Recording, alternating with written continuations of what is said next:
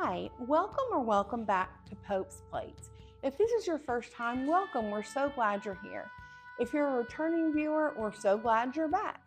Today we're going to make salmon croquettes. My grandmother used to make salmon croquettes when I was little. My brother also remembers them. I really liked them when I was little, but I looked at kind of what she put in there and decided to modernize it a bit. The first thing I'm going to start with is I've already opened this can and drained it. This is, oh, I opened it upside down. This is 14.75 ounces of pink salmon. And I'm going to set that to the side.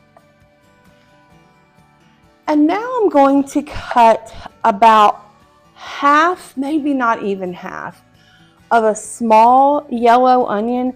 These salmon croquettes only cook for about 12 minutes. So you're going to want to chop it really finely. And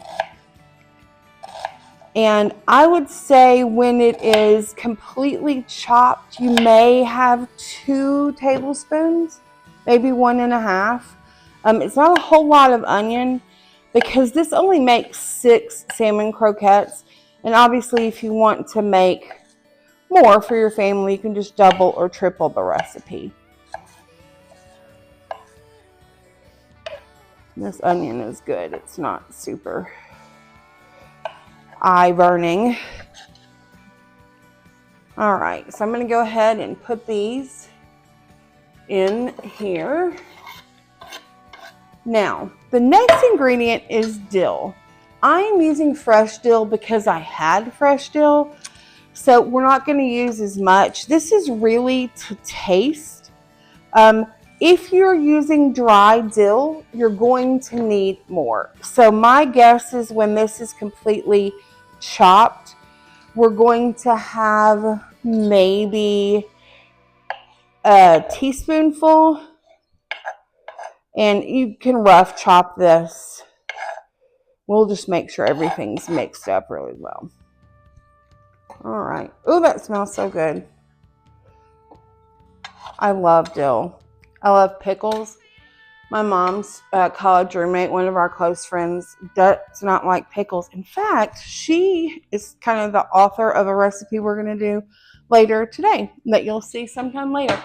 But she doesn't like pickles, and so I buy her pickle stuff and hide it in her luggage. I think it's funny. I don't know that she thinks it's funny. The next thing we're going to add, I cannot say this, is a dash of Worcestershire sauce. Just a dash. About half a teaspoon of salt. Half a teaspoon of pepper. Now this is where you're kind of going to have to decide on how the heat level for your family. It says to add a half teaspoon to a teaspoon of Old Bay. I'm going to add a little bit more than a half a teaspoon. We have not completely added all the ingredients, but I'm going to go ahead and mix this in. And as you can see, there are pieces of it that are kind of chunky. As I've made this before, that's okay, but we want to mix it as good as we can. Well, we want to mix it well. Okay, our next ingredient is 1 large egg. This is kind of a medium large egg. This is one of our binders. And this is where the recipe doesn't get complicated, but it gets a little where you have to kind of guess. I'm going to mix the egg in. Now our recipe calls for a quarter cup of breadcrumbs or cracker crumbs. I got off-brand saltine crackers. I double bagged them because it would be terrible if they exploded. And I just squished them up like this. I sat in front of the TV and just squished them. So they are in 2 bags. You double bag them because not if, but when the first one breaks, you don't have crackers all over your house. So I'm going to start with a 1/4 cup. And Johnny, that's not for you. The goal is to have it so that you can form it into patties. And that was not quite enough, but I'm not going to add a whole other 1/4 cup. I'm probably going to add maybe a tablespoon. Okay, yes, that absorbed some of that egg. Our next step is to dredge them. Some people put it in an egg wash before breadcrumbs. I personally don't. I'm going to put some plain breadcrumbs because we have a lot of salt and herbs in our croquettes, just on a plate so that we can dredge them. I'm going to move the cooking sheet over here. So I'm going to sort of divide this just using my fork, and I'm going to put 1/6 of it into my hand. I'm going to form it into patties. My grandmother made them in more of a barrel shape, but I'm going to put them in patties and just dip it in breadcrumbs and put it on a baking sheet. I'm going to do the rest of these and then we will put them in the oven.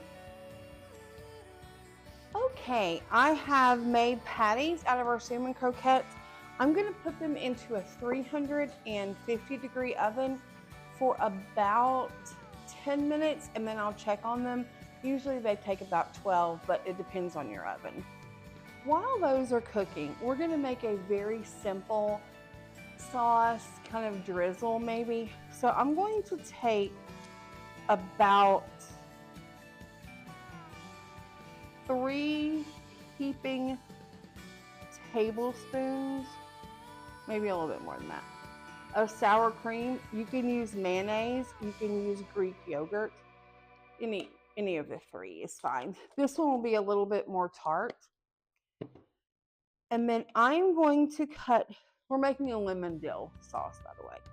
I'm going to cut some more of the fresh dill. Again, this doesn't have to be chopped really small.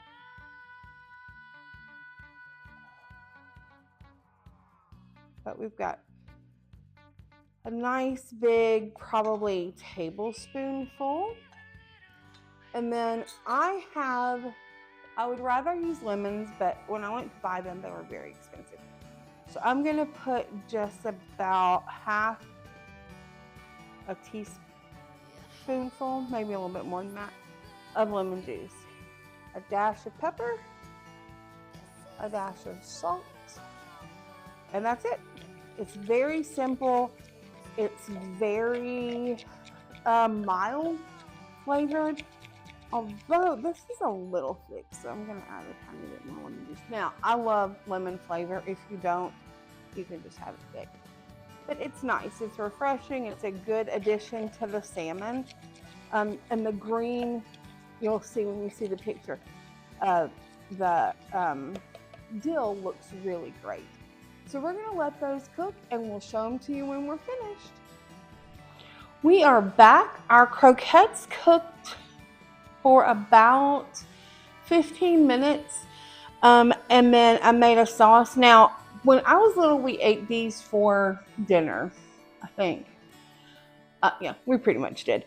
But I've just put 3 on a platter with some of our dipping sauce that you can use as appetizers, or if you want to serve them for dinner with green beans and a salad or something, they would be fantastic. Let me know if you have any recipes from your grandparents or family members that you love, that you have modernized. Tell us about it.